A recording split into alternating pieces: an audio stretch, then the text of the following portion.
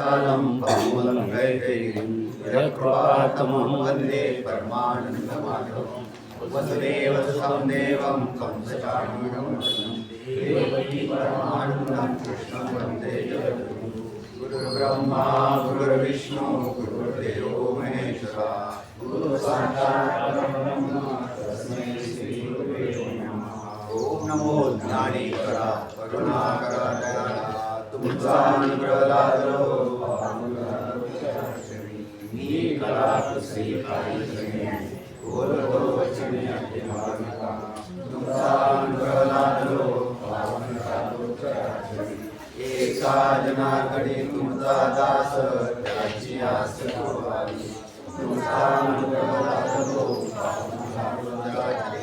कुंडली करतारी श्री ज्ञानदेव तुकाराम पंढरीनाथ भगवान की जय।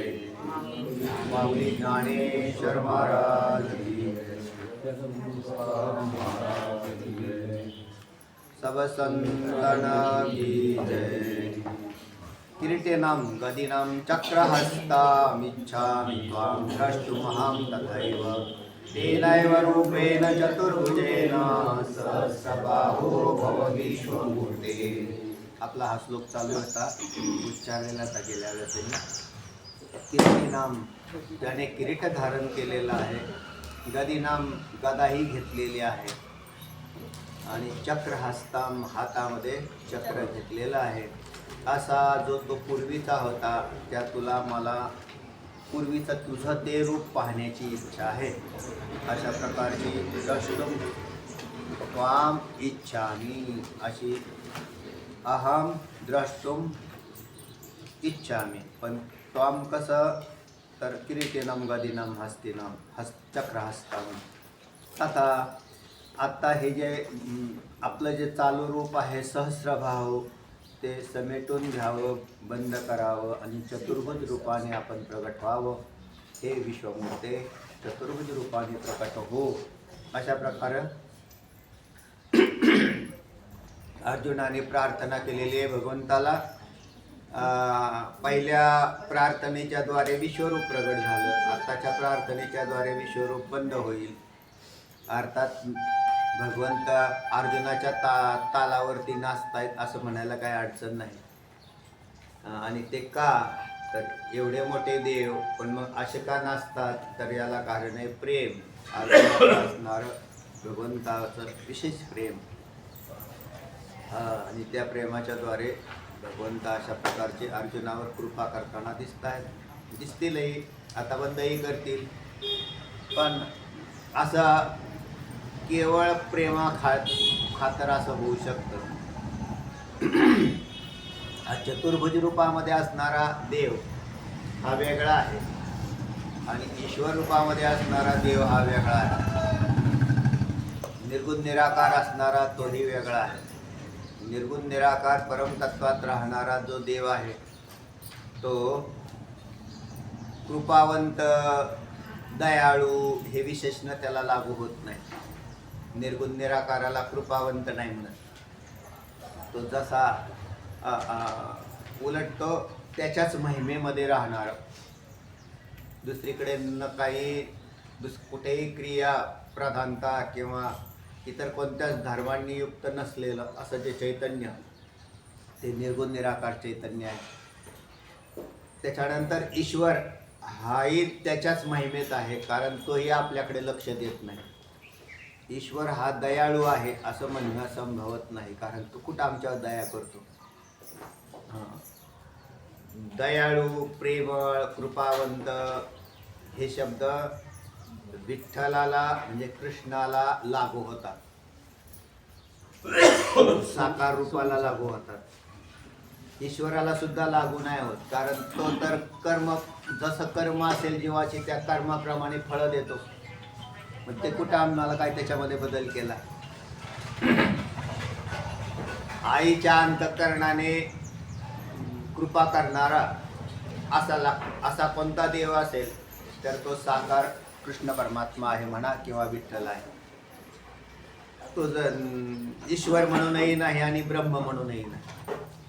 हा विठ्ठल ब्रह्म नव्हे, ब्रह्म नाही असं नाही. विठ्ठल ब्रह्म आहे पण ब्रह्म विठ्ठल नाही.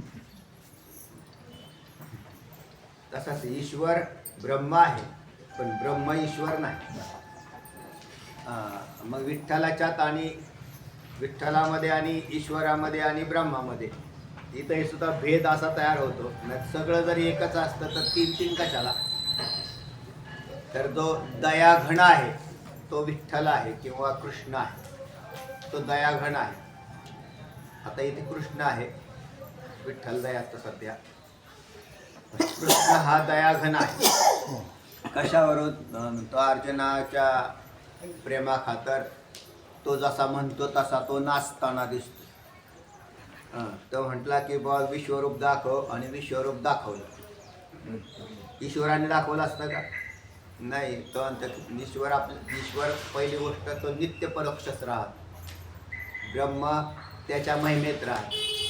म्हणून खाली उतरून आपल्याबरोबर संवाद साधणारा असा देव कोणता असेल तर तो साकार परमात्मा आहे. आणि त्याला कृष्ण म्हणतात, कृष्ण भगवान म्हणतात. तो दयाघन आहे, भक्तांचे लळे पुरवणारा आहे. भक्तांचे लळे पुरवतो पण आहे. आणि इथे सुद्धा हा लळाच आहे एक प्रकारचा, की अर्जुनाने म्हणावं देवा बंद करा, सहस्त्रबाहो नको, चतुर्भुजेन प्रगट हो. म्हणजे याचा सूत्रधार कोण झाला या नाटकाचा? अर्जुन झाला. आणि याने नाचायचं, त्याच्या सांगण्यावरून याने नाचायचं, असा इथला प्रकार चालू झालेला आहे. आणि देवालाही काय वाटत नाही. आणि न वाटण्याचं कारण देव आणि अर्जुन याच्यात भेद नाही. खरं तर कोण कोणाला ऑर्डर देत आहे? तर कोणाला ऑर्डर देणं आणि ऑर्डर पाळणं हा भागच नसून दोघं एकच आहेत. आणि दोघं एकच असल्याने एक अर्जुन म्हणून प्रगट झालेला आहे आणि एक देव म्हणून, कृष्ण म्हणून प्रगट झाला आहे.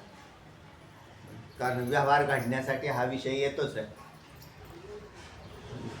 अर्जुनाच्या रूपाने देवच चतुर्भुज रूपाला पाहणार आहे. अर्जुनाच्या रूपाने देवच विश्वरूपाला पाहत आहे. नाहीतर अर्जुन आणि देव याच्यात भेदच आहे कुठं? म्हणून अशा किरीटिनाम गदिनाम चक्रहस्तिम इच्छामि त्वां द्रष्टुम तथा एव तेन रूपेण तेन एव रूपेण, म्हणजे चतुर्भुज रूपेण भव, म्हणजे प्रगट हो.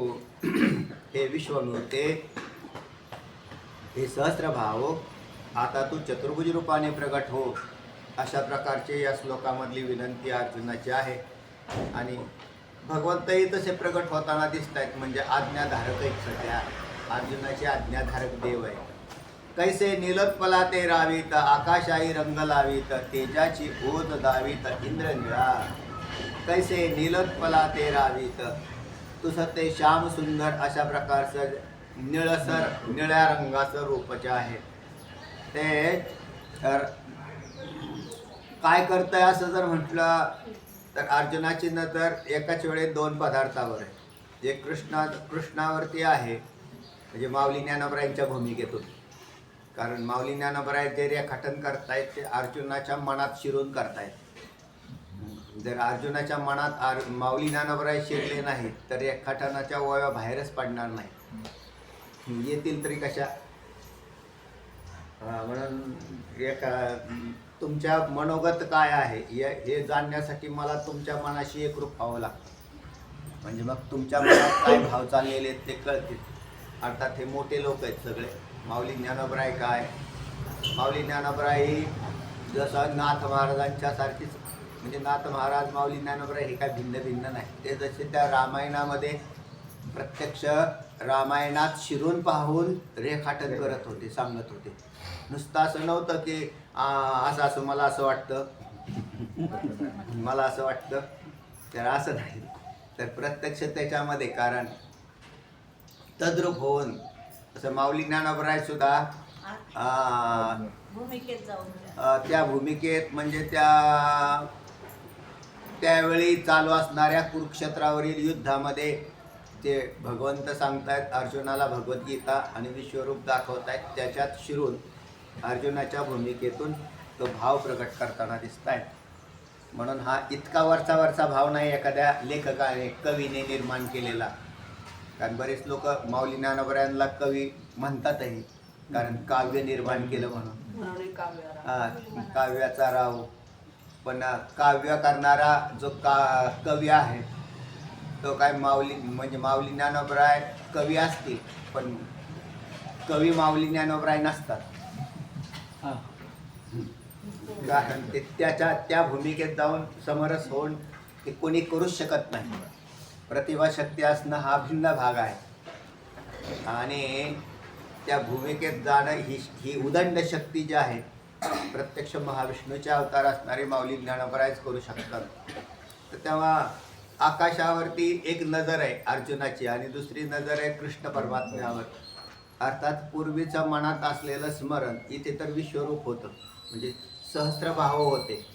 पण त्याच वेळेला डोळ्यासमोर मात्र नीलोत्पलाते रावीत, म्हणजे अगदी नीलकमळासारखं जे पहिलं रूप होतं ते रूप त्या ठिकाणी अर्जुनाच्या नजरेसमोर आहे. एकाच वेळेला दोन दोन ठिकाणी नजर आहे. एक स्मृती ज्ञान आहे कशाचं, नीलोत्पलाचं निळ्या कमळाचं, आणि मुख्य त्याच्याही आत दडलेलं कृष्ण रूप प्रत्यक्ष समजते. प्रत्यक्ष असे त्याच्यामधून भाव तयार होताना दिसत आहेत. नजर अशी वर जाती तर आकाशात सुद्धा तो निळसरपणा दिसतो. पदार्थ जरी दोन दोन दिसले, निळ कमळ दिसलं आणि आकाश दिसलं, तरी कृष्ण रूपाला सोडून नाही. म्हणजे त्या त्या पदार्थात कृष्ण रूप प्रगट होताना दिसतं. म्हणून वर्णन करताना तसं केलेलं आहे की कैसे नीलोत्पलाते रावीत आकाशाही रंग लावीत. आकाशाला रंग जो निळा आला तो याच कृष्णामुळं आला, आणि निळी कमळ फुलली ती सुद्धा कृष्णामुळंच. तेजाची ओज दावीत इंद्रनीळ. इंद्रनीळ नावाचं निळ्या रंगाचं रत्न आहे. ते रत्न सुद्धा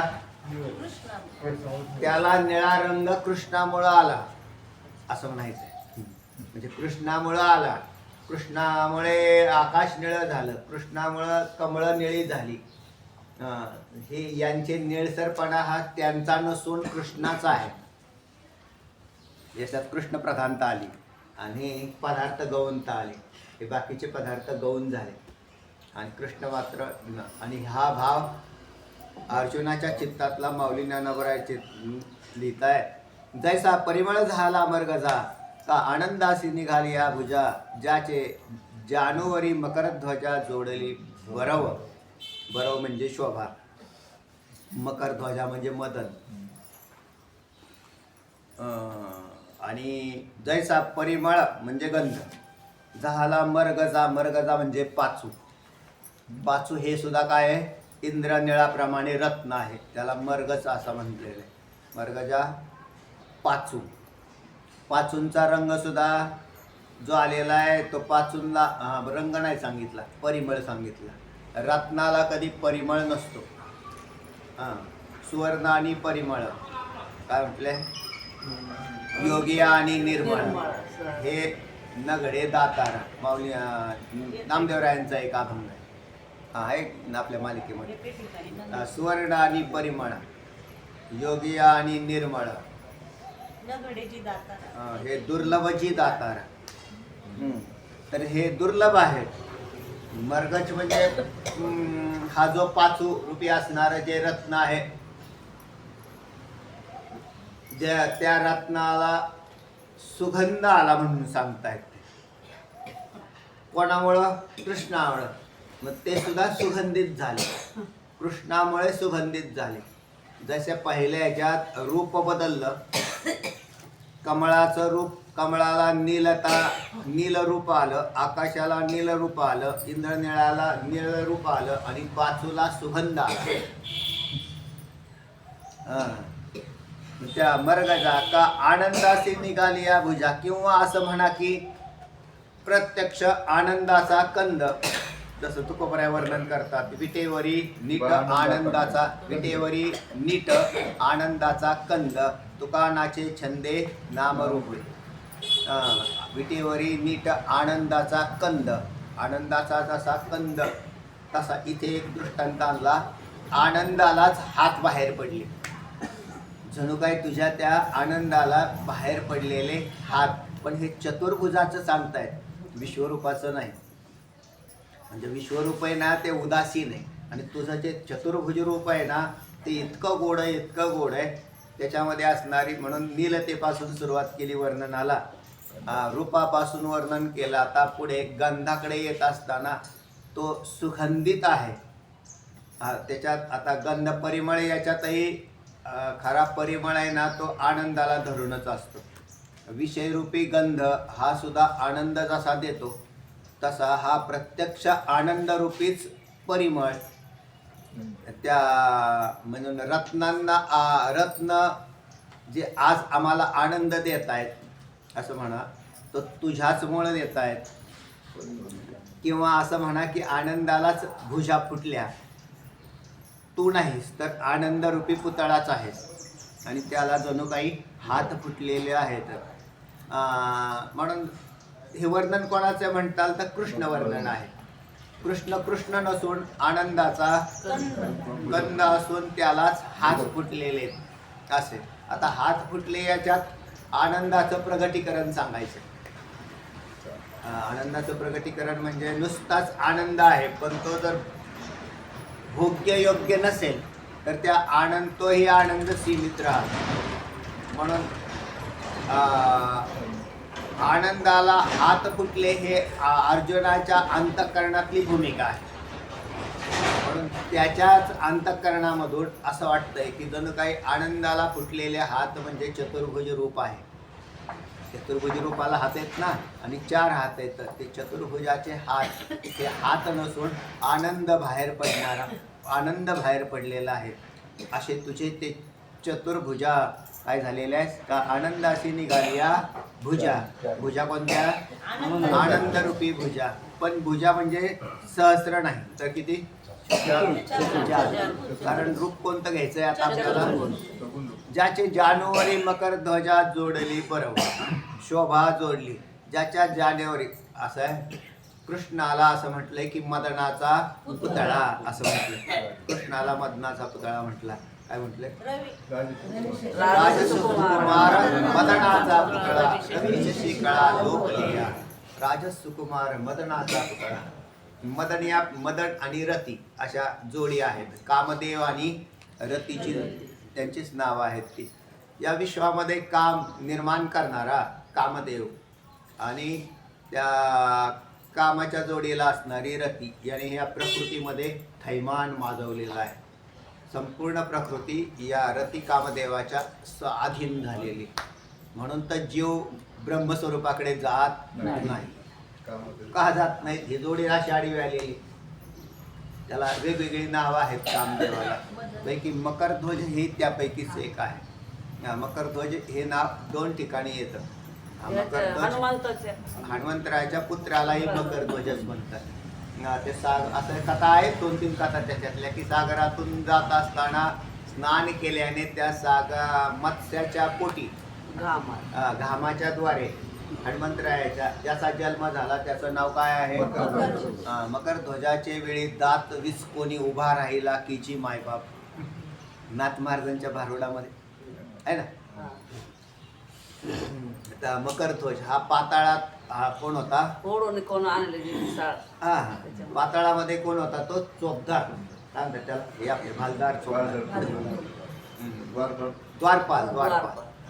आणि तो पाताळामध्ये ज्या वेळेला राम लक्ष्मण नेले आणले चोरून,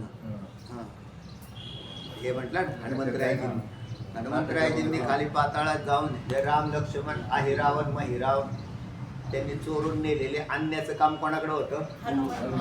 त्यावेळेला तिथं आडवा कोण आला तर हा मकरध्वज. त्याला म्हटले अरे तो तर हा तर माझ्यासारखाच दिसतोय, शेपुटन बेपुटन. ते म्हटले शेपूट बेपूट नाही. त्याला ओळख काढली तर लक्षात आलं की हे तर आपलाच पर्याय. मग त्या कामाचा विषय घेताना असं म्हटलं होतं, कामाचे नाही तेथे क्रोधचे कहतात, तेथे कैचे भांडण रे, रामागड्याची आवडी मोठी म्हणून लंके पेने रे. कामच नाही ते क्रोधच आहे. हनुमंतरायांकडे काय काम आहे का? नाही. काम नाही, मग मुलगा कस काय? ते मायेला सोडून. हा, म्हणून मायेने त्यांचा काम नाही, त्यांच्यातही काम निर्माण करण्याचं काम केलं. तिथे सोडून पळाले. कोणी? माय. अशी काही बलवान आहेत आणि त्या कामाच्या निर्मितीमध्ये ज्यांचे सगळ्यात मोठे हातभार आहेत ते कोण आहेत? कामदेव, रती आणि कामदेव. त्या अजून एक दुसरा भाग लागतो, ज्याचे जानवरी मकर ध्वजा हा कृष्णाला लावायचा आहे तुम्हाला. तर कृष्णाला असं आहे, भगवान शिवजींच्या तपश्चर्यात बाधा आणल्याने मदनाचा नाश कोणी केला? भगवान शिवजींनी त्रिनेत्र उघडले, तिसरा डोळा आणि मदनाचा नाश केला. मदनाचा नाश झाल्यावर ते रती एकटीच राहिली. म्हणून आणंग असं एक नाव आहे. मदनाचं एक नाव काय? आणंग म्हणजे ज्याला अंग नाही असा. त्या आणि म्हणले मग आता माझं कसं काय व्हायचं? माझं सौभाग्य गेलं. म्हणून रतीने सांगितल्यावर ते म्हटले काय अडचण नाही, तुझं सौभाग्य परत येईल. द्वापार युगात ज्या वेळेला भगवान श्रीकृष्णांच्या पोटी त्याचा काय होणार आहे? जन्म होणार आहे. म्हणून कामदेवाचा अवतार प्रद्युम्न. हा प्रद्युम्नाचा जन्म झाला. आम्ही काय भागवत नाही सांगत. प्रद्युम्न हा कामदेवाचाच अवतार आहे. तो प्रद्युम्न त्याचा मुलगा अनिरुद्ध. तर ते त्यांची ती मालिका आहे. आणि अनिरुद्धाचा मुलगा वज्र. हा वज्र. वज्र. तर अशा प्रकाराने भागवतामधून कथा येतात. चला, पण त्या आता आपला विषय इथं एवढा घ्यायचा आहे की जानू. जानू या पदार्थामध्ये मांडी. मांडी मदनाला मदनपणा का आला किंवा कामदेवात कामाचा संचार का झाला याचं उत्तर सांगतायत माऊली ज्ञानोबा. ते म्हणतात याच्या मांडीवर खेळला म्हणून. कोणाच्या? भगवान कृष्णाच्या. भगवान श्रीकृष्णांच्या मांडीवर कसे खेळले? अहो मुलगा म्हटल्यावर मांडीवर नाही खेळले का? प्रद्युम्न काय मुलगा, आणि त्या प्रद्युम्नाला खेळावलं नाही का कृष्णाने? म्हणून त्याच्या मांडीवर. मग भगवान प्रद्युम्नामध्ये काम म्हणजे तो मदन कसा बनला? तर भगवान श्रीकृष्णांनी असं इथला संदर्भ लावला आपण की ज्याचे जानूवरी मकर ध्वजा जोडली बरव. म्हणून बरव जोडली कारण याच्या जानूवरी मकर ध्वजा खेळला म्हणून अध्यार केला. मांडीवरती काय जातात लेकरं? खेळतात. आईबापांनी मांडीवर घेतली आणि बसली. मग त्या मांडीवर बसले तर त्या कोणाच्या मांडीवर बसले असं म्हटलं? साधूच्या मांडीवर जर बालक बसली तर साधू होऊ शकतात. कारण त्यांच्यातला तर त्यांनी त्याचं काय केलं? त्याला त्यांनी गोंजारलं, त्याच्यावरती कृपा केली, संस्कार होतात ते. तसा प्रत्यक्ष मदनाचा पुतळा असणारा भगवान श्रीकृष्ण त्यांनी ज्याचा अवतारच कामदेवाचा होता त्याला खेळावलं. पण दुसरा एक अर्थ घेऊ आपण, चिंतन करू. कसे की तो नष्ट झालेला भगवान शिवजींच्या त्रिनेत्राने जो भस्मसात झालेला, म्हटलेलंच आहे तिथं भस्मसात झाला म्हणतात. पण भस्मसात झाला तर का जो नाश पावला तो भगवान श्रीकृष्णांनी प्रदान केला आणि त्याला पुन्हा मदनपणा आणण्याचं काम केलं.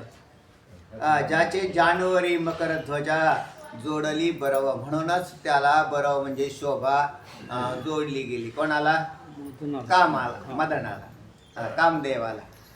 एरवी कामदेव तर नष्ट झाला होता, पण यांच्या भगवान श्रीकृष्णांच्या कृपेने म्हणून वर्णन तेच केलं की राजस सुकुमार मदनाचा पुतळा रवी शशी कळा लोकप्रिय ज्याची जानवरी मकर ध्वजा जोडली बरोबर. पुढे वर्णन करतायत माऊली की मस्तकी मुकुटा ते लेवविले की मुकुट मस्तक झाले. दोन आहेत पदार्थ, दोन आहेत. एक मुकुट आहे आणि एक मस्तक आहे. मुकुटावर मस्तक असतं का मस्तकात मुकुट असतं? डोक्यावर टोपी असते का टोपीत डोकं असतं? ते अण्णाने मी सांगायचे काय हो लोक म्हण डोक्यात टोपी घातली. आता डोक्यात टोपी घातली का टोपीत डोकं घातलं? आता मस्तकात मुकुट घातला का मुकुटावर मस्तक घातलंय, मुकुटात मस्तक घातलंय. तर असं म्हणायचं आहे की मुकुट हे स्वतंत्र नसून मस्तकामुळं मुकुट आलेलं आहे. आणि मुकुटाच्या शोभेने मस्तक शोभून दिसत नसून भगवान श्रीकृष्णाच्या चेहऱ्याने मुकुटाला शोभा आली. आम्हाला उलट सांगायचं म्हणजे इथली शोभा कशाची, मुकुटाची सांगायची का कृष्णाची सांगायची? कृष्णाची सांगायची. बाह्य पदार्थ हे तितकेसे महत्वाचे नाही ठरले. तर भगवान श्रीकृष्णांचं श्रेष्ठत्व प्रतिपादन करत असताना भगवान श्रीकृष्णांचा चेहरा असा तेजपुंज आहे की ज्या तेजपुंजामुळे काय झालेलं आहे, मुकुटाचा शोभा आली. ज्यांच्यातलं ज्या मुकुटावर लावलेल्या रत्नांचं तेज नष्ट झालेलं होतं ते फुलले. म्हटले भारी दिसायला लागले म्हटले. पण ते बाहेर जर काढून ठेवले, जसा लाईट गेल्यावरती बल्ब काय कामाचे. असे एखादा मुकुट तयार केला, कल्पना करा आपल्या की कशाचा. आता तुम्हाला तर ते तेजस्वी रत्न काही तुमच्याकडे नाही, पण तुम्ही बऱ्याच वेळेला काय करत राहता, नाही लाईटचे बल्ब लावतात तसे छोटे बल्ब लावून एक मुकुट तयार केला असा एखाद्या मूर्तीच्या मस्तकावर ठेवला. हा विज्ञान युगातला दृष्टांत. आणि मग त्याला तो दिसायला छान दिसला का नाही, कधी लाईट गेल्यावर. लाईट चालू असताना. आता आपली ही मूर्ती काय इलेक्ट्रिसिटीची पॉवर बँक नाही, पण भगवान श्रीकृष्ण तर साक्षात काय आहेत, तेजस्वी तेजपुंज असे आहेत. आणि तेजपुंज असल्याने मस्तकावर मुकुटामध्ये काय असतात, रत्न असतात. एक रत्न पृथ्वीच्या तोलाचे मोल असतात. आणि म्हटले हो, आणि मग त्या रत्नामुळं कृष्णाला शोभा आली. हे अशा किती पृथ्व्या हा पोटात वागवतो, याला काय माप आहे का? म्हणून त्या रत्नांना शोभा याच्यामुळं आली. पेटी सकळ सौंदर्य सुखाची पेटी. हा पेटीचे हा काय वर्णन आहे काकड्यामध्ये, सकळ सौंदर्य सकळ सौंदर्य सुखाची पेटी, सौंदर्याची पेटी, सौंदर्याची पेटी असा असणारा हा देव. हा पाठ काकड्यामध्ये म्हणतो.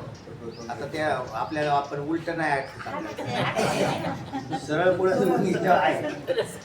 मागून गिअर टाकायचं म्हणजे नाही जमत, रिवर्स.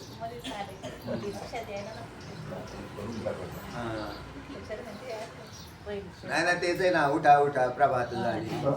हा त्यात तर त्याच्यातल्या चरणामध्ये म्हटलेलं आहे, सुंदर वर्णन केलेलं आहे. तिथं सुद्धा आपलं वर्णन तेच चाललेलं आहे की त्याची ज्या मुकुटांचं वर्णन चाललेलं आहे की मस्तकावर जे मुकुट येतं ते मुकुटांच्या शोभामुळं याच्या चेहऱ्याला शोभा आलेली असं नाही.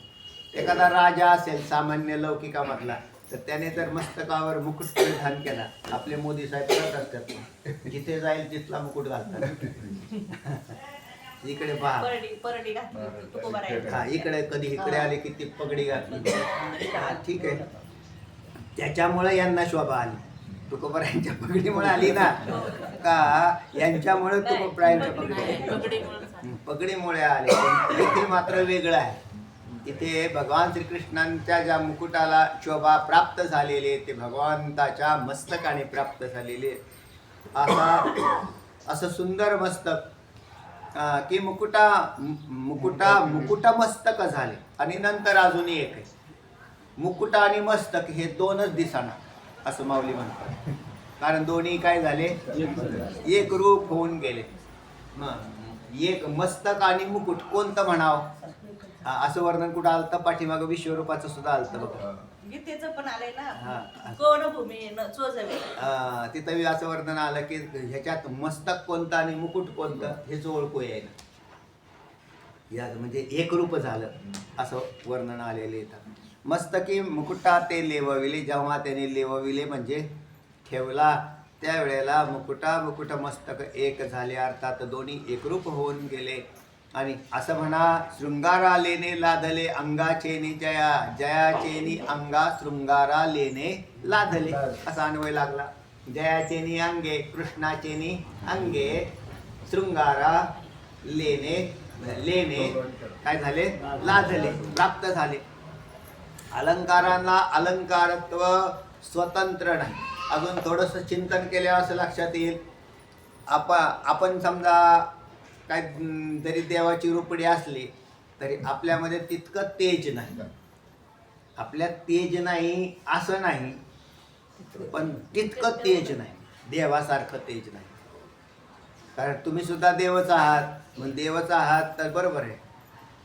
म्हणून जड पदार्थ सगळे, सोनं म्हणा, रूप म्हणा, रूप म्हणजे रजत म्हणा, हा म्हणजे चांदी, किंवा वेगवेगळे काही अलंकार, एक अजून तो कुठला प्लेटिनियम नावाचा काहीतरी एक धातू, इतके बी वापरला जातो अलंकारामध्ये, पण महाग असल्यामुळे काही कुणी वापरत नाही. ते सोन्यापेक्षा बी फार महाग आहे. त्या रत्न हिरे माहितीत लोकांना. मग ते हिऱ्यांचे मुकुट तयार करत होते पूर्वीच्या राजे लोकांच्याकडे. हे मुकुट होतेच. आणि मग त्याच्यापासून ते त्याच्या मस्तकावर, म्हणून राजाच्या मस्तकावर मुकुट परिधान केल्यावर राजाची शोभा वाढली. पण राजा आणि मुकुट याच्यातला भेद कायम राहिला. कारण तो एक शरीर, हा पंचभूतांचं शरीर धारण करून त्याच्यावर मुकुट ठेवलेला आहे का चैतन्यावर ठेवलेला आहे. आणि हा तर सरळ सरळ चैतन्याचा गाभा आहे, कृष्ण परमात्मा.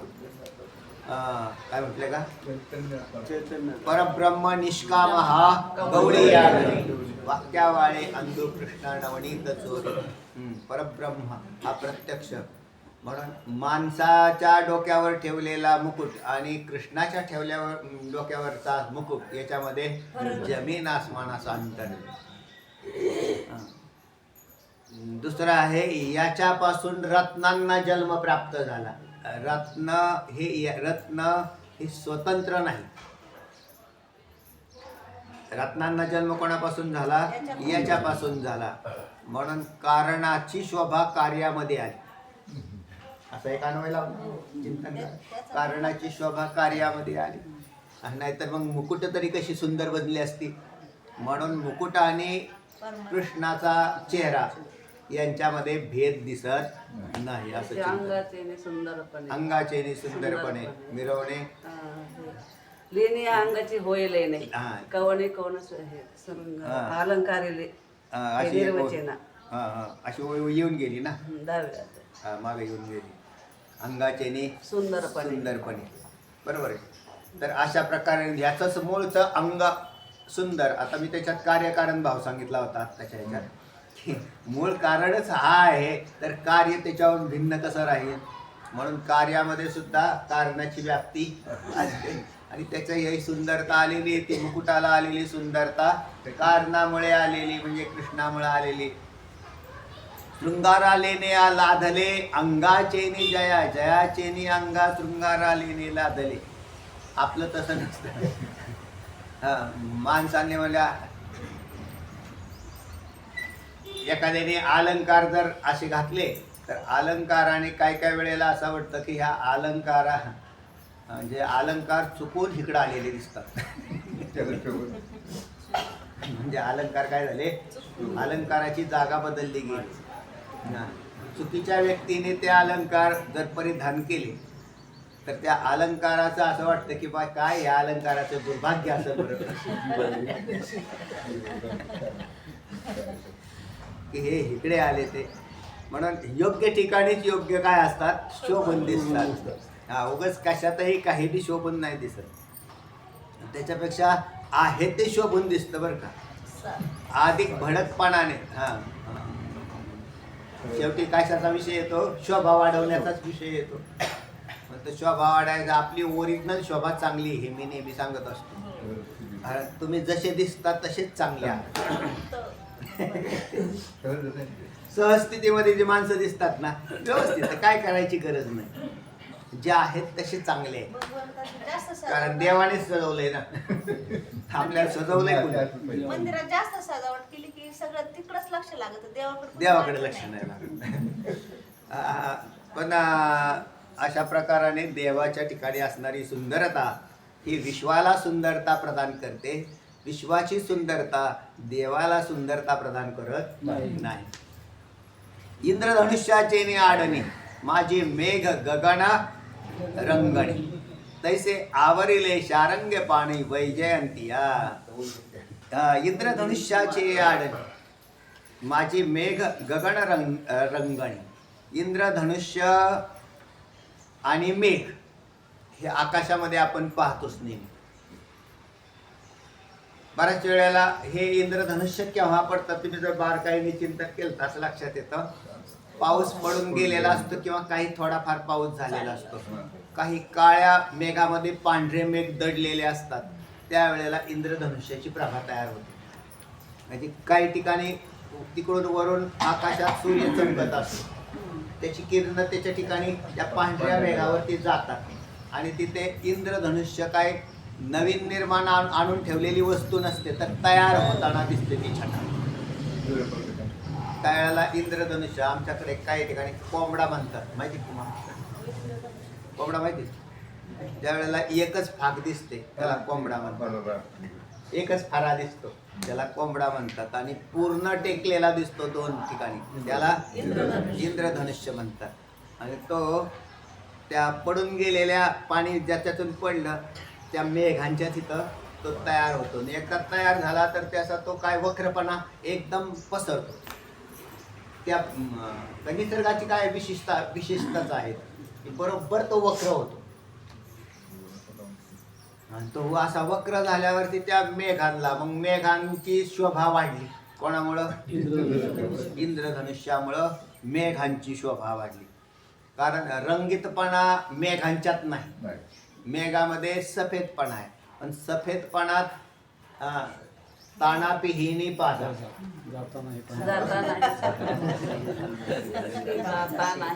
नाही बा, अजून लक्षात नाही. नाही ते आम्हाला गुरुजींनी पाठ करायला लावलेलं होतं ते तानापिहीनी पाजा. ता म्हणजे तांबडा, तांबडा पिवळा, ना म्हणजे नारंगी, ही म्हणजे पिवळा, ही म्हणजे हिरवा, नी म्हणजे निळा, पांढरा आणि जांभळा. अशा प्रकारच्या या सप्तरंगामधून ते आहे. तो हा सप्तरंग म्हणजे तो मेघ काय या रंगात नाही आला, तानापिहीनी पाजा. तर हे रंगाची नावं झाली ती कशाच्या?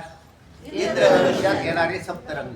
आणि त्या रंगामुळं त्या मेघांना शोभा आली. इंद्रधनुष्याचे आडणे माझी मेघ गगन रंगणे.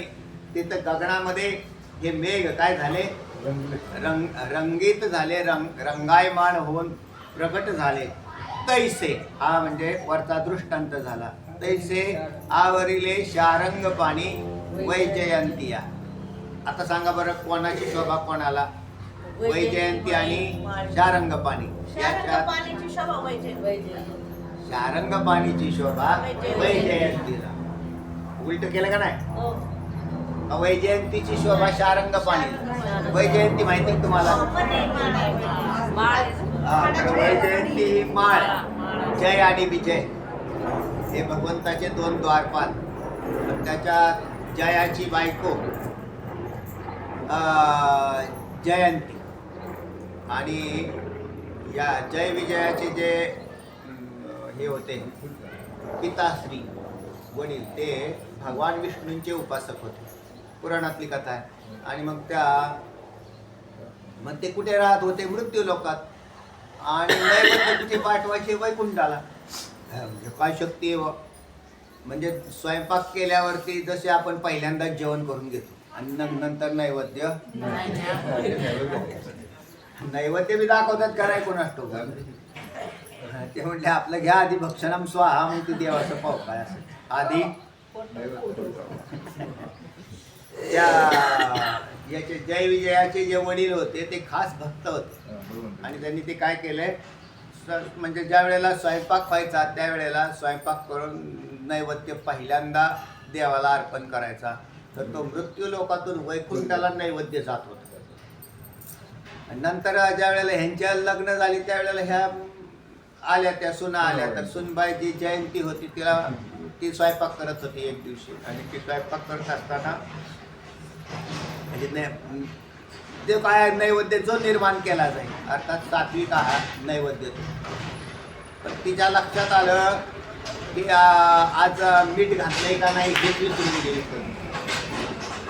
स्वयंपाकात जर मीठ नसेल तर स्वयंपाकाला काय चव. मग म्हटले मग तिने काय केलं ते चाकून पाहिलं आणि चाकून पाहिल्यामुळे त्या नैवेद्यात काय झाला, विटाळ तयार झाला आणि ते नैवेद्य काही कामाचं नाही राहिलं. तर ते नैवेद्य तिने तयार करून ह्यांच्या समोर आणून दिलं त्या सासरे भावाचं आणि त्यांनी सगळा संकल्प सोडला, नैवेद्य काय वरती जायना. मग त्यांनी सुनबाईला बोलवून घेतलं. ते म्हटले काय केलं आज, नैवेद्य का वर जात नाही, काय प्रश्न काय आला. त्यावेळेस तिच्या लक्षात आलं की माझ्याकडून चूक झाली, त्या नैवेद्याला काय झाला माझा म्हणजे उष्टा झाला. चाकून पाहणं म्हणजे उष्टा होतो. मीठ असो अथवा नसो, नैवेद्य चाकून पाहायचा नसतो. तुम्ही जर चाकून पाहिला तर तो नैवेद्य तुम्हीच चाकला. देवाकडे काय गेला तेव्हा. पण आता आपलं काय एवढे बारकावे बात नाही.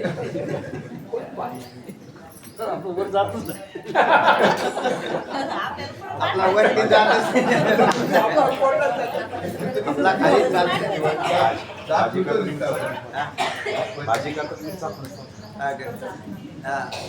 त्यांनी ते नैवेद्य मग आता त्यांनी म्हणले काय झालं, तर मग त्यांनी सांगितलं मग माझ्याकडून असं अशी चूक झालेली. मग चूक झाली पण त्या चुकीला माफी. ते म्हटले तुला सहस्रावधी वर्ष काय घ्यावं लागेल, दगडाची मूर्ती होऊन पडावी लागेल. म्हणजे काही वर्ष म्हणजे सरोवराच्या कडेला ती मूर्ती होऊन पडली. पण मग आता जय त्याची बायको गेली. मग त्याने सुद्धा ते सोडून गेला आणि तपश्चर्याला लागला. आणि मग त्याच्या तपश्चर्येतून असं की सहस्र वर्ष झाल्यावर एक कमळ बाहेर पडायचं. ती कमळाची त्याची ती माला तयार झाली 6 सहस्र वर्षानंतर. आणि त्या भगवान श्रीकृष्ण तिथून जात असताना त्यांचा पदस्पर्शाने ते तिला म्हटलं होतं, त्यांनी पुष्याप केलेला होता. आता त्यानंतर ती जयंती ज्या वेळेला निर्माण होईल. पण त्या माला, मग त्या मालेचं काय करायचं, तर ती माला प्रभूंना अर्पण केली. तर ती वैजयंती माळा म्हणून प्रसिद्ध झाली. आणि दुसरी अजून वैजयंती मालेच्या काही कथा याच्यात सुद्धा येतात. रामायणामध्ये कोणाकडे होती बरं ती वैजयंती माला, तीच माला ट्रान्सफर झालेली काय माहित नाही.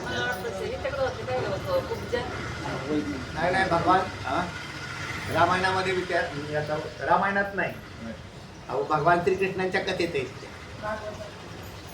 ती वैजयंती माला ज्यांच्याकडे होती त्याच्याबरोबर लग्न केलेले जांबुवंती. ती माला ते मणी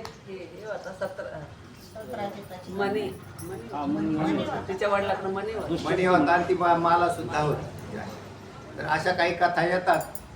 तर याच्यातली ही कथा कोणती मी सांगत होतो तुम्हाला, तिच्या वैजयंती मालेला. मग ती वैजयंती माला आहे कशाची, तर सुवर्ण कमळांची आहे. सुवर्ण कमळ जसं मेघ मगाशी कशाचे होते, पांढऱ्यांना इंद्रधनुष्याने शोभा दिली. तर आता वैजयंती माळेला आलेली शोभा भगवंताची, मग भगवान विष्णूंची शोभा वैजयंतीला का वैजयंतीची शोभा भगवानला. तर वैजयंती माला ही भगवंताने तिचा अंगीकार केला म्हणून तिला शोभा तयार झाली असं म्हणायचं आहे. तैसे आवरले चारंग पाणी वैजयंतिया चारंग पाणी आवरी, म्हणजे धारण केले. तेव्हा विविध रंगाच्या वैजयंतीने चारंग पाणी श्यामवर्ण श्रीकृष्ण अवतरले आहेत, सीमित झाले आहेत असं लिहिलेलं आहे ह्यांनी, कुणी अंधारकर महाराजांनी. पण वरती जसा इंद्रधनुष्याच्या सीमेत मेघ तसा वैजयंतीच्या सीमेत शारंग पाणी असं लिहिलेलं आहे खांदारकर महाराजांनी. तर त्यांनी काय असेल अर्थ तो असेल, पण वरच्या अर्थाला जर जोडलं तर भगवंता, कारण आपण आतापर्यंत कसे लावत आलेलो आहे भगवंताचे इंद्रधनुष्य आहे, त्याच्या आजूबाजूला भरपूर मेघ आहेत. बरोबर. इंद्रधनुष्याच्या आतमध्ये जे आहेत मेघ त्याला शोभा येते. कशामुळे येते तर इंद्रधनुष्य. बरोबर आहे. त्याप्रमाणे हे वैजंती माळा भगवान कृष्णाच्या किंवा बाबा विष्णूच्या गळ्यात जी आहे त्या वैजंती माळेला शोभा त्या विष्णू तसंच आपण अर्थ काढलाय. हा म्हणजे वैजयंती माळेमुळे भगवान विष्णूंना नाही. वैजयंती माळा कुठं परिधान केलेली आहे? गळ्यातच परिधान केलेली ना. भगवंतानी गळ्यात परिधान केलेली पण माला शोभून दिसते तर मालेचं सौंदर्य नसून भगवंताच्या सौंदर्याने प्रभावित झालेली आहे. मग नंतर परत तोच अर्थ लावा आणखीन की वैजयंती माळा आणि भगवंत दोन दिसतच नाहीत, तर एकच झाले, एक रूप होत आहे. तर तैसे आवरिले शारंग पाणी वैजयंती आता कवणी ते उदार गदा असुरा देत कैवल्य पदा. हा आमच्याकडे पद आहे कैवल्य पदा हे अर्थ जोडेल आणि कैवल्य सदा केलं तरी चालेल, काही अडचण येणार नाही. कैवल्य सदा देत असुरांना कैवल्य, कैवल्य म्हणजे मोक्ष पद म्हणजे मोक्ष पद. आणि मोक्षपद म्हणा किंवा सदा नेहमी दिलेला. सदा कैवल्य वाटत आलेले आहेत असुरांना. आतापर्यंत भगवंत काय करत आलेले आहेत? कैवल्य देतच आलेले आहेत. त्या दिवशी आपण विषय केला होता मनुष्य, असुर आणि देव अशा प्रकारे यांचे तीन विभाग मनुष्य पडतात. स्थावर नाही नाही नाही, अजून दुसऱ्या वेगळ्या पद्धतीने जीवामध्ये पाहिलं आपण. आता स्थावर बाजूला काढलं तर मनुष्य, असुर आणि देव. एक तमगुणी, एक रजगुणी आणि एक सत्वगुणी. देव कसे? सत्वगुणी, असुर आणि मनुष्य रजगुणी. तर या गुणांचे आहेत पण तिन्ही गुणांना जन्मदाता कोण? तोच आहे. म्हणून असुर सुद्धा त्याचेच नाहीत का? माणसं देव त्याचे आणि माणसं कोणाची? त्याची. आणि असुर त्याचेच आहेत नाव. पण मग आता प्रत्येकाला म्हणून त्या सगळ्यांना कैवल्य प्रदान करण्याचं काम कोण करत आहे? तोच करतो. म्हणून असुरांनाही कैवल्य मिळालं. मोक्ष राज्य नाही हा हा वेर होय. तो किर होय नाही तिथे होय. हा जो श्रीकृष्ण कोकोणी जासी माय परब्रह्म साक्षात्कार ते श्री गुरुकडे गेला. ते श्री गुरुकडे गेला. हे बरोबर सांगितलं की कोपोन श्रीकृष्ण कोपोनी ज्याला त्या तो पावे परब्रह्म साक्षात्कार. तर आता तर होऊन गेली मला वाटतं ही ओवी. त्या कंसाला मारलं तर कंसाला काय सोडून दिलं का? तर त्यालाही कैवल्य पदावर लावलं.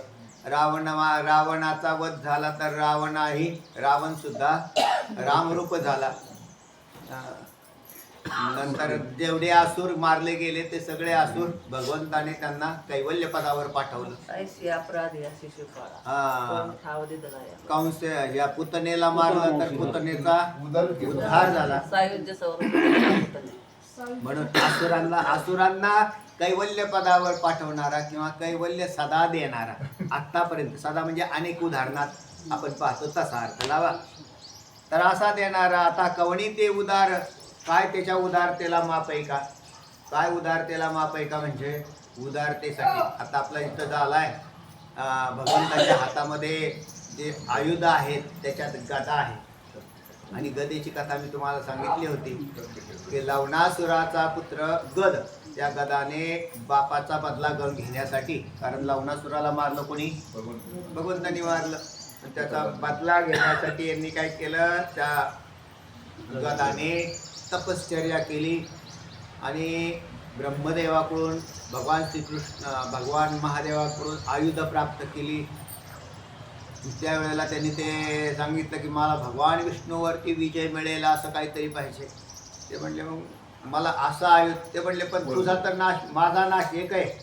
भगवान श्रीकृष्णावर विजय प्राप्त करायचा आहे आणि स्वतःचा नाश होता कामा नाही. हे दोन काम. त्याच्यात एक आयुध मागून घेतलं. मला अमर कर असं वर मागायचा पण अमर कोणच होत नाही. म्हणजे अमर हा वर कोणाला मिळतच नाही हे माहीत असल्या कारणाने मग त्यांनी माझा वध या त्रिभुवनाच्या भारा इतकं ज्याच्याकडे आयुध असेल त्या आयुधाने होईल तरच माझा वध होईल, नाही तर वध होणार नाही असा वर मागून घेतलेला हा गद. आणि मग ज्या वेळेला भगवान विष्णूंच्या बरोबर बापाच्या बदला घ्यायचा होता त्याला. बरं युद्धाला आला त्यावेळेला भगवान विष्णूंच्याकडून त्यांच्याकडे होतं चक्र, पण त्यांनी चक्र सोडलं, पण चक्राचं काहीच चाला ना, कारण चक्राचंही काही चालत नाही हे ब्रह्मदेवाने सांगितलं. कोणाला? भगवंताला सांगितलं. म्हटले तुम्ही भगवान विष्णू तुमच्या चक्र इथं काही काम करणार नाही, कारण याला वर कोणता मिळत दिलेला आहे की त्रिभुवनाच्या भाराचं जे अस्त्र असेल त्याच्याद्वारे याचा नाश होईल. तसं त्या दधीची ऋषींचा हाडाचं पासून एक शस्त्र वज्र हा, त्या वज्राच्या द्वारे कोणाचा नाश झाला? वज्र कोणावर वापरला? हा सुरावर वापरतात. वज्र जे निर्माण झालं ना इंद्राकडे, ते कोणामुळे झालं? कोणाला मारण्यासाठी? एका दैत्याला मारण्यासाठी. काय नाव त्याचं?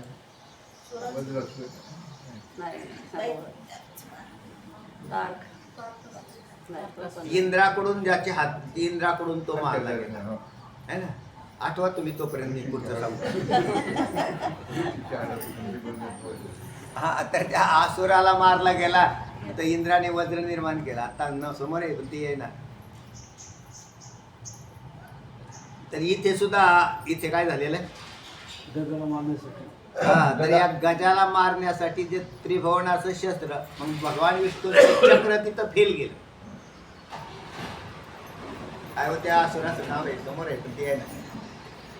वज्र इंद्राकडून वज्राच्या द्वारे त्या असुराचा नाश झाला, कारण त्याच्यात दधीची ऋषींच्या हाडं वापरलेली होती.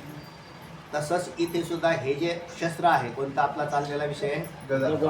हा, गदा. तर त्या गदाला मारण्यासाठी मग त्या भगवान श्रीकृष्णांनी त्रिभुवनाचा भार निर्माण होण्यासाठी एक काहीतरी साधन लागेल, म्हणून कमळाचं फूल जे उमललेलं नाही असं तोडलं आणि ते आता भगवान विष्णूच आहेत ते, आणि मंत्रून त्याची गदा तयार केली. त्रिभुवनाच्या वजनाचं वजन त्या गदेमध्ये टाकले, म्हणून भगवंताच्या गदेत त्रिभुवनाचं वजन आहे. त्रिभुवन म्हणजे 14 भुवन, नुसती 3 भुवन नाही आहेत ते सांगितलं तुम्हाला. आणि त्या गदेत ती गदा त्रिभुवनाच्या वजनाची त्या गदाच्या डोक्यात घातली आणि गदाचा नाश झाला.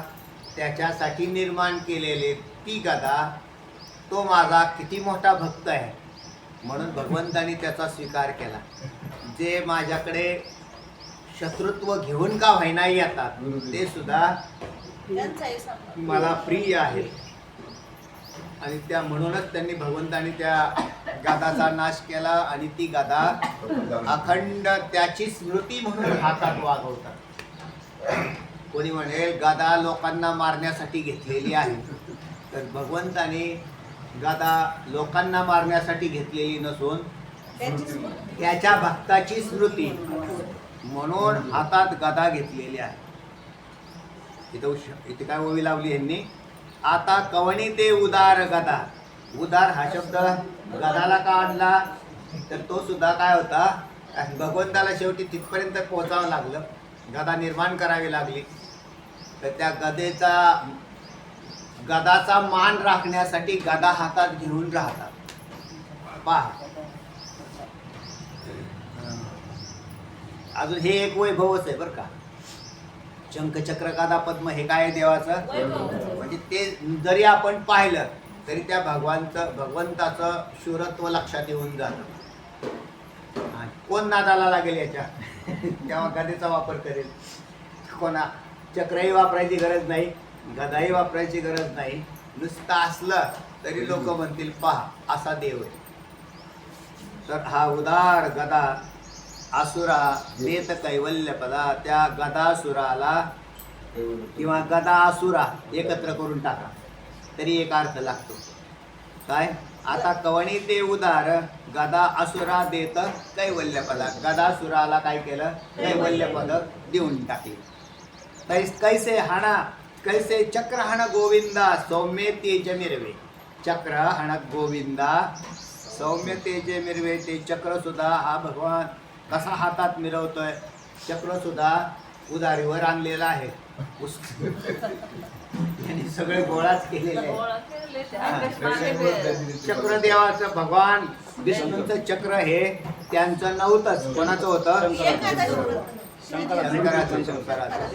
भगवान शंकराने हे चक्र निर्माण केलेलं होतं आणि ते एका असुराला नाशासाठी निर्माण केलं होतं आणि ते काम झाल्यावर ते चक्र भगवान शिवजींकडे होतं. भगवान विष्णू हे भगवान शिवजींचे काय आहेत? भक्त आहेत. त्यांनी भगवान महादेवाची उपासना केली.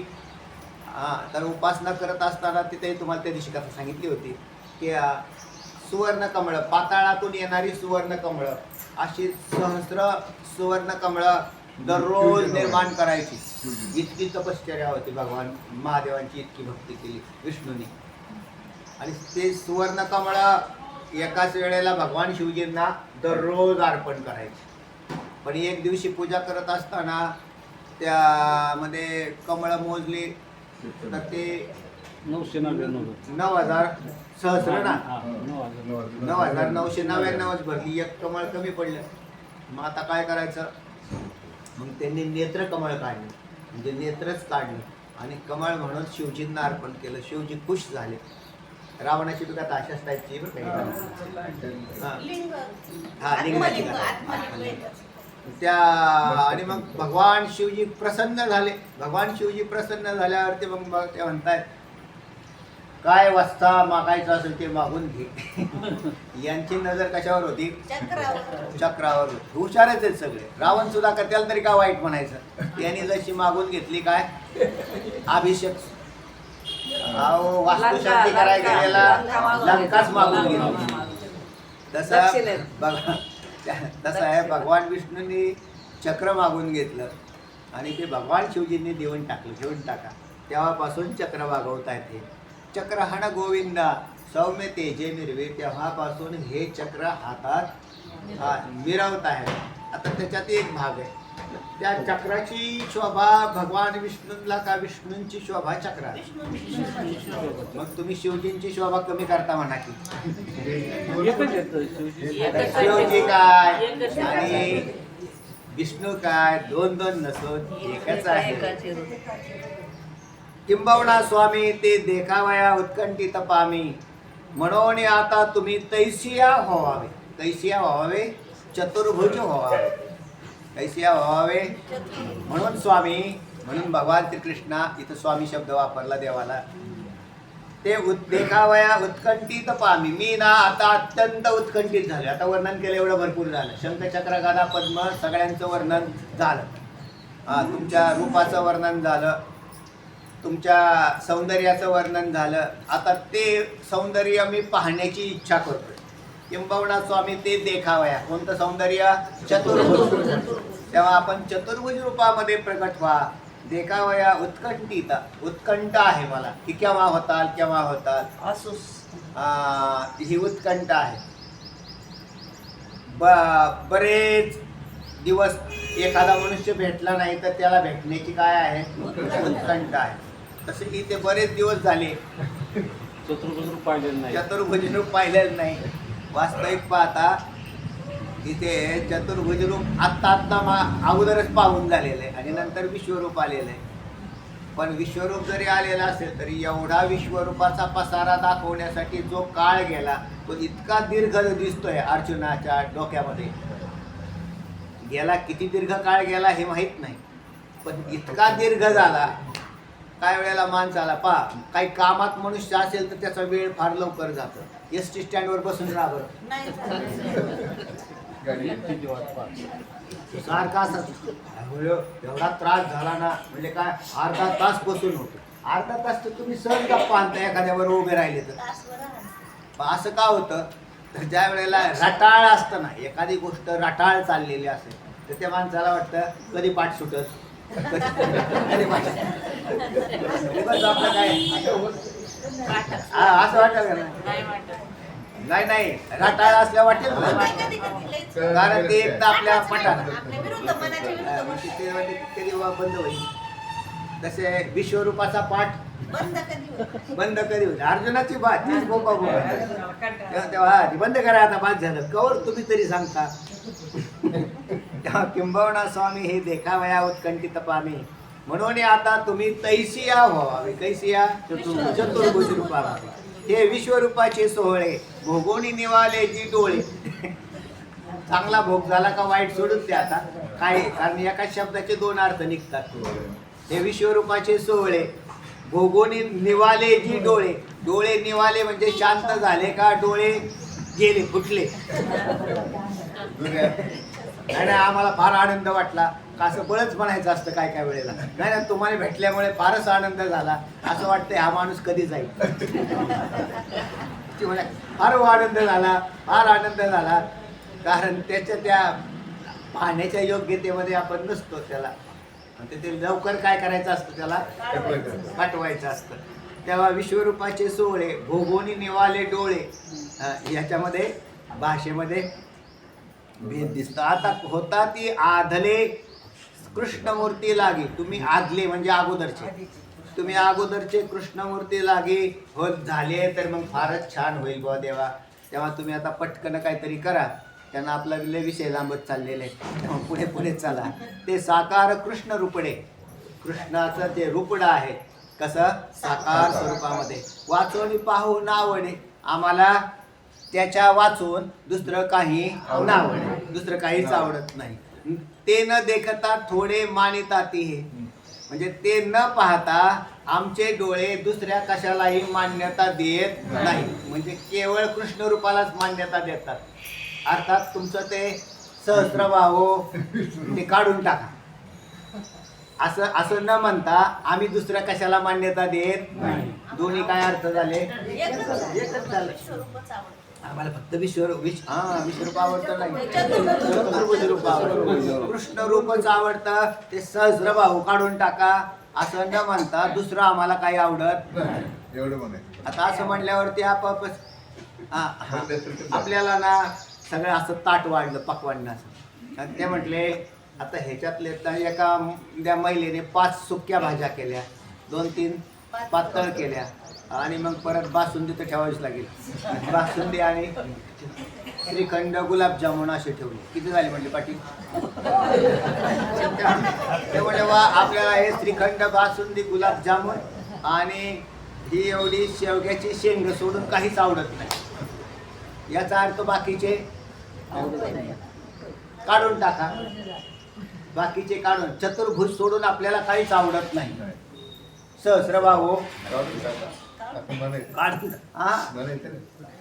आपापच उचलून नेलं कारण आवडतच नाही तर तेव्हा ते न देखे थोडे बाणतात हे आम्हा भोग मोक्षाची ठाई श्रीमूर्ती वाचून नाही म्हणून तैसाची साकार होई हे उपसंहारी आता आम्हा भोग मोक्षाची ठाई भोग आम्हाला प्राप्त होणारा भोग काय आणि मोक्षही काय श्रीमूर्ती वाचून नाही कृष्णच आमचा मोक्ष आहे आणि कृष्णच आमचा भोग आहे असं लावायचा अर्थ त्याचा आम्हाला भोग काय हवाय तुम्हाला काय नाही फक्त कृष्णाकडे पाहिलं की भोग होतो आणि म्हणजे मोक्ष कृष्णाकडे पाहणे हाच आमचा मोक्ष आहे म्हणून त्रिमूर्ती म्हणजे कृष्णमूर्ती वाचवणे नाही म्हणून तैसाची साकार होई तैसाची परत एकदा आणखीन प्रार्थना करताय तैसाची म्हणजे चतुर्भुज रूपाने हे कृष्णा साकार होई आणि आता उपसंहार करून टाक कसला सहस्त्रबाहूचा उपसंहार करून टाक उपसंहार कर म्हणजे उपक्रम सुरू केला होता ना आणि त्याचा उपसंहार कर म्हणजे संपव उपसंहार पदाचा अर्थ संपवून टाक भात झालं आवरून घे आता तेव्हा भगवंताला अर्जुनाने या ठिकाणी अशा प्रकारची प्रार्थना केल्यावर भगवंत ते रूप नष्ट करून टाकतायत कोणतं म्हणताल तर विश्वरूपाचं आणि मग आता भगवंत काय म्हणतायत नंतर पाहू कुंडली वरदा विठ्ठल श्री ज्ञानदेव तुकाराम भगवान की जय.